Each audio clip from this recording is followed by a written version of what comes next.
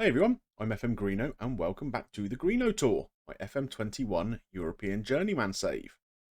So if you remember at the end of the last episode, having made it through to the semi-finals of the Champions League last season, we finally went on and won Serie A. Now this is the first league title we've had in quite a while in the save, so a bit of a milestone. And I'd mentioned that the next season is going to be the last season of this year's Greeno Tour. FM22 is on the horizon, so we want to get some preparations in place for that. With that in mind, three options presented themselves to me. We either stop at Roma and have one more go to retain the title and see if we can win a European trophy. Option two, go for one last move to another potentially bigger club and try and win as much as we can in one season.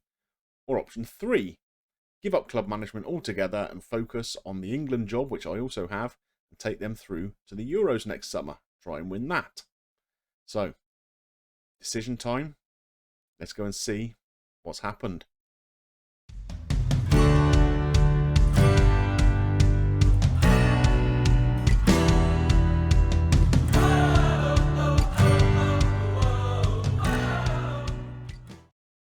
As I mentioned previously, Roma have been trying to get me to sign a new contract all of last season. I'm currently out of contract. The latest offer they made me was a slight improvement, £58,000 a week. It's not brilliant considering I pay people who don't get to play any football more than that. But is what it is, I guess. If we take a look at the club, we've really developed it very nicely. So they've got state-of-the-art training and youth facilities. They're rich, 4.5-star reputation worldwide. Finances, if we look for next season, 53 million transfer budget, almost 3.6 million wages, and we're below 3 million at the moment, so that's about 600 grand of wiggle room in there, plus a couple of players still possibly leaving. So everything kind of looks rosy, doesn't it? But if we go to our inbox, we'll see quite an interesting thing. We head up here. We have been offered the job at Chelsea. Now, the wages, £155,000 a week.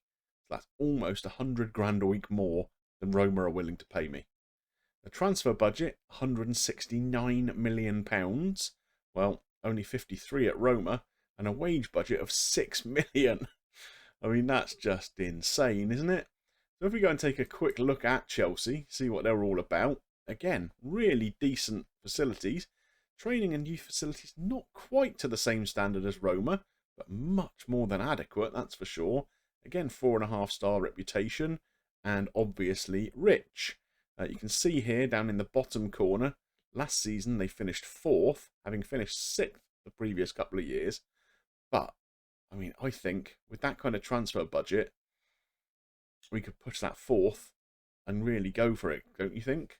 If we take a look at what they want us to do if we were to go there, play attacking football, develop players using the club's youth system. Well, we don't really have to do that. We're only going to do it for a year. And play entertaining football. Hopefully, I think if you've got this far in the save, you'll agree we probably do that. Work within the wage budget, reach the semi-final as a minimum in the Champions League, and qualify for the Champions League through the league. Oh, and they want to reach the cup final as well. So, I think that's quite an interesting project. Given the budgets available, and I can probably stretch them as well, because I'm not too worried about leaving them with any net debt or anything like that if I'm only going to do it for a 12-month. I think this is a no-brainer. We're going to take the Chelsea job. So here we are, in the boardroom at Stamford Bridge, being welcomed into the Chelsea job. It seems Arjen Robben was considered to be the favourite for the job, and we've pipped him. I know Pep Guardiola was leading the betting for a little while. So, yeah, a bit of a feather in the cap. It does mention here it's the first role back in England since leaving Luton in February 2026. Not quite sure how well the press are going to react to someone whose only experience in England is the Luton job. Although I suppose we are England manager as well, so I guess it's not that like we've been forgotten during our little overseas adventures with Köln and Roma. But yeah, this is an exciting opportunity, I think. So let's go and have a little look around the club, bit of a dive into the squad, and see what we're working with. So first up, let's have a quick look at the finances and see what the limitations are going to be of what we can do. So, like we've talked about, the transfer budget shows at £169 million. That is pretty healthy. The wage budget, £6 million. Again, sounds pretty healthy, but we're already over it. So, unless I move a couple of people out, as things stand, we're a little bit hamstrung. However, should I decide to move some of that transfer budget into the wage budget, I mean, I could move £50 million of it, and then we'd have £7 million a week to spend on wages. Bit of a healthier situation then. And given it the fact it's only going to be a one season save, I can do a few of the deals on the never never, so and leave it as someone else's problem next time round.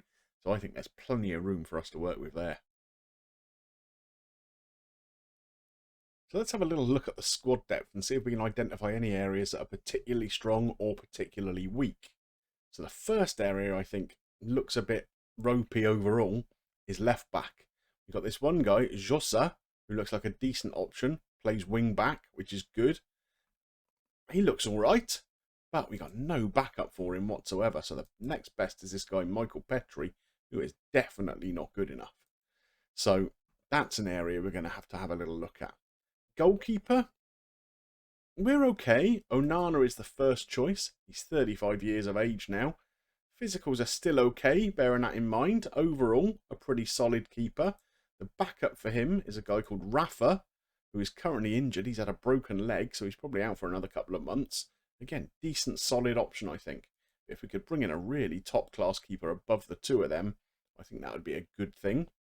The spine of the team looks absolutely fabulous, doesn't it? All these 4.5, 4-star players around. I think we're really well stacked up there. In the attacking midfield on the left, Hernandez, Mount, Pulisic, Angerin, they can all play there. That is good. If we come over to the right-hand side, again, we've got a lot of strength here. Two guys here who can only really play in this position, White and Hansen, so they're going to be fighting over a starting role there. Right full-back, we're pretty stacked up. So I would say the two that we really, really need to think about first, left back and goalkeeper. And then just anyone else who's better than what we've already got. Maybe on this left-hand side, we could probably afford to let one of Mount or Pulisic go. If we can get someone better. They're on very, very high salaries, about £300,000 a week each. So, yeah, it wouldn't be a disaster if we had to move one of them out. Along with Daniel Marlon, actually. He's already on the transfer list. He's on 300 grand a week, and yeah, he's a striker. Doesn't get a look in anywhere near the first team, so we're going to try and move him out if possible. So if we take a look at how that stacks up with my normal tactic, this is pretty much what I'm looking at. So that guy Jossa, as I said, at left back. Probably Onana, he's injured at the moment, but he's the guy who we're going to be looking to start on that side. He is a very good player. Prefers to play in the middle of midfield, but like I say, we're pretty well stacked there. But if we put him at a wing back, I think he is absolutely brilliant. So I think he's going to be the guy I'm going to look to start there. Constantinu, you might remember he has played in my England team a couple of times. Very, very good ball playing centre-half. Sarana, who is a Ukrainian international, 24 years old, already more than 60 caps for his country. And again, a really, really good, solid, pacey defender. We like that. The midfield, again, maybe Mount is one that we could look at replacing if we can get someone better. We have this guy Sturm, who will be playing as a sort of deep line playmaker, maybe, or halfback, something in that kind of role. Maybe that's something if we could bring in a better defensive midfielder that would allow him to move forwards and replace Mount. That's one way to think about it. I think he's a really, really good player. We have this guy Torres. Domingos Torres, a 22-year-old Brazilian, already 34 caps for his national team. So he is clearly absolutely brilliant. I mean, look at these green numbers everywhere. He is one hell of a player, isn't he? And then if we look up front, Hansen is the guy I think is probably our best option in this attacking role on the right. He's right-footed. I do like to play with that inside inverted winger inside forward role, but he can play inside forward apparently. So we're going to try and use him in that role if we can. Over on the left-hand side, Marlon Hernandez. I'm not quite sure what's going on with his beard and hair combo. Looks more like a skin condition than a beard, doesn't it? But I think he's probably going to be the guy that we look to start over here on the left-hand side. Can play as a striker, of course. And then Fleckstein, 26-year-old German. Looks a bit podgy around the chin, doesn't he? But, yeah, he is a very, very good player. Again, look at his technicals here. Dribbling, first touch, free kick taking, heading, passing, technique. All of these pacey things here. His mentals are amazing. This guy looks like the best player in the world to me. Maybe he is, I don't know. But yeah, he's the guy we're going to look to start up front. The bench is pretty strong. Like I said, that Petri at left back is no good. But you look at this guy here, for example. Paulo Daniel, backup right back. Again, really, really solid. Centre halves, we've got this guy Charisma, who looks pretty decent. Just not quite to the level of the other two. Reece James is still kicking around. He's only 31. So he's a really good option to have either at full-back or at centre-back, or maybe even in that holding midfield role. Coop Miners, backup option, but a really decent one. Good on the ball. And then we've got the likes of Angerin, who was making some noises about wanting to leave, but I've talked him round already in my first hour at the club. So he's happy to stay. Pretty versatile option. Pulisic, starting to age a little bit. So his physicals aren't quite as good as they were. But his technicals and his mentals are very, very good. Lots of good options here. Jamie Bino Gittens is a 26-year-old English player. Never played for the national team. I've not come across him in my scouting reports or anything. So he's very much a backup option. Graham White, who's this other player who can play on the right-hand side. Like the look of him. Just not quite as much as I like the look of Hansen.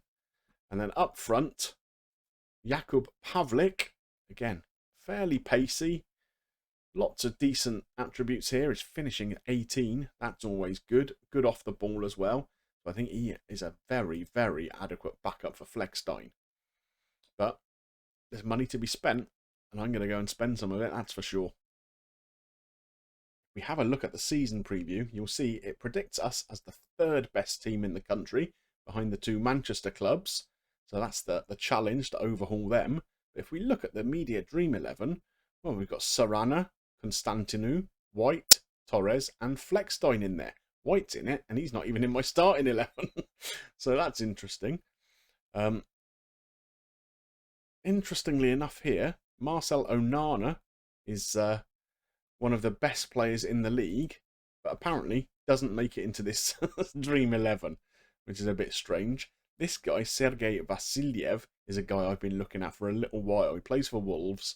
He's actually listed, it says here, for £75 million. I mean, he could be a very, very good option for us to get in, couldn't he? So maybe he's one for the hit list. Imagine him playing out on this left-hand side. I think he could be an absolute superstar for us. So that's one to look out for. Will we be able to get him? Who knows? Here's the schedule we've got for the first few weeks at least. So we're currently on tour in the States by the looks of it. We've got a game away against Nashville today, which I'll play offline. Then we play Borussia Dortmund in a few days' time. Christian Pulisic's testimonial game. That's nice. But where we're going to come back for our first game with the club is going to be the Charity Shield, or Community Shield as it's known these days, against Manchester City. That'll give us a really good indication of where we're likely to be this season. They're the best team in the country right now. They won the league last season.